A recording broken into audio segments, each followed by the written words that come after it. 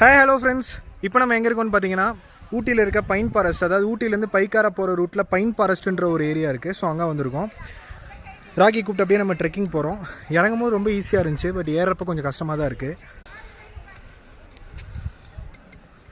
Rakhi move.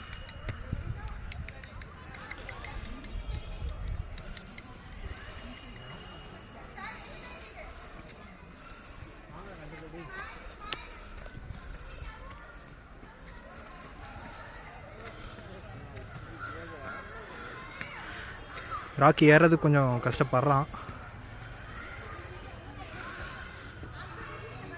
ஆக்சுவலாக உனக்கு கால் அடி வேறப்பட்டிருக்கு. பைக் டயர் வேறு மேலே ஏறிச்சு முந்தா நேற்று.